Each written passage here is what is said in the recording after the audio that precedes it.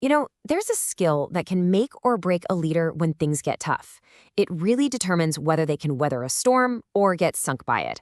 We're talking about the art of crisis planning. And this isn't just for huge corporations either. It's for anyone who wants to build something that's meant to last. So let's dive in. And look, this is put so bluntly for a reason. When things go sideways, probably the most dangerous thing you can assume is that you can just figure it out on the fly. That's not a strategy. Well, it's a massive gamble with your organization's future. So this is really the first big idea we need to get our heads around. Believing you can just improvise your way through a crisis, it's a catastrophic mistake. Why? Because the absolute worst time to get creative is when the building is, metaphorically on fire. And this slide, it just lays it all out, right? You might think that having no plan means you're more flexible, more free, but the reality is the total opposite. Without defined roles and rules, you don't get freedom. You get chaos, pure organizational chaos. And that's when a crisis just completely spirals out of your control. Okay, so if winging it leads to chaos, how do we get to a place of control? Well, it all starts with a certain mindset. One that's built on a few, let's call them non-negotiable rules for creating a plan that actually works when you need it. Let's break these down real quick. First up, you gotta write it down. If it's just floating around in someone's head, it's a wish, not a plan. Second, it has to be custom built for you. Generic fill-in-the-blank templates, they're the enemy of the kind of serious thinking a real crisis requires. And finally, you have to treat it like a living thing. It's got to evolve as your team changes and as the risks you face change. Okay, so this slide, this is the perfect cautionary tale. There was an audit of a university, and they found that it didn't just have one crisis plan. It had 6. Can you believe that? 6 different plans from 6 different departments, and guess what? None of them talked to each other. And you can imagine the result of those 6 plans, right?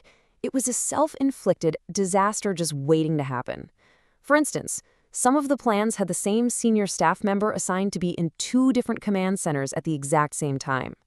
Look, the big takeaway here is this. You don't need a whole library of plans. You need 2, and they need to be tightly integrated. An operations plan for what you do, and a communications plan for what you say. Okay, so we've talked about the why. Now let's get into the nitty-gritty, the what.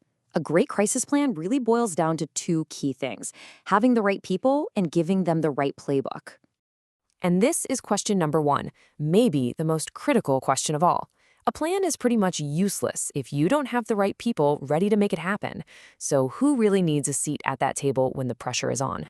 So if you look at a typical structure like this one, you'll see right away it's not just the CEO show.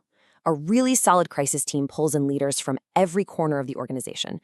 Operations, HR, legal, finance. You absolutely need that 360-degree view to see the whole battlefield when things get messy. So these are the core roles we're talking about: leadership, comms, legal, the works. But here's the kicker, the part where so many plans fall apart: the backup. A crisis couldn't care less if your key person is on a beach somewhere. If any one of these roles is a single point of failure, your plan is broken. I'm telling you, you absolutely must have a trained alternate for every single person. No exceptions. Okay, team's in place. Now, what's their playbook going to look like? What are the tools and protocols they need so they can respond with speed and with confidence? This is all about pre-approving your actions and your messages so you're not scrambling when every second counts. All right, one of the most powerful tools you can have in that playbook is something called a holding statement. Now, its job isn't to have all the answers right away. Nope. Its job is to show that you're in control, that you're taking this thing seriously, and that you're working on getting those answers. It's all about buying you that precious, precious time. And here's a fantastic example. See what it does? It screams action, empathy, and control, but it doesn't speculate. It just says, we're on it. And the best part? A message just like this can be written, debated, and approved months or even years ahead of time. Okay, so how do you get the word out fast, especially to your own team? You can use what's called a communications tree. It's super simple, but so effective. One person calls 2 people, each of them calls 2 more, and boom, the information just cascades down through the organization really fast, and no single person gets totally overwhelmed. All right, we've got the building blocks. Now it's time for a little stress test. There's a great checklist out there to see if your plan is actually any good, and we're going to look at 3 of the most important questions you need to be asking yourself. Yep, we're circling back to this one. Why? Because it's that important. Think about it. Does every single person on your crisis team have a trained alternate who can step in right now, no questions asked? If your answer is no, or even I'm not sure, then you don't really have a reliable plan. It's that simple.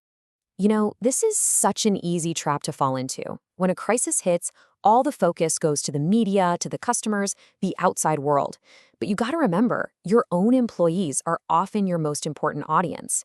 Keeping them in the loop is critical because every single one of them is an ambassador for your organization, for better or for worse. And this brings us full circle, right back to the playbook. It's one thing to know you need holding statements, but have you actually written them? Have you sat down and thought through the most likely bad days and drafted messages for each one? If not, you're leaving one of your best weapons on the shelf. Okay, for our last section, let's kind of reframe how we think about this whole process. It's really tempting to look at crisis planning as a cost. Time and money you could be spending on real work. And let me tell you, that way of thinking isn't just wrong, it's downright dangerous. I mean, this quote just hits the nail on the head, doesn't it? That fantasy that it can't happen here is a luxury that no one can afford anymore. That whole stick your head in the sand routine, it doesn't stop the crisis from coming. It just guarantees you'll be totally blindsided when it does. So here's the bottom line. Planning isn't an expense you cut. It's an investment you make. An investment in your reputation, in your people's trust, and heck, in your organization's very survival. Because the cost of a crisis that's handled well is always, always lower than the cost of one that's mishandled. So I'm going to leave you with one final thought to chew on. If a crisis blew up in the next 60 seconds, right now, what would you reach for? Would it be a clear, actionable plan that tells you exactly what to do? Or would it just be the start of total organizational chaos? The answer to that question really says it all.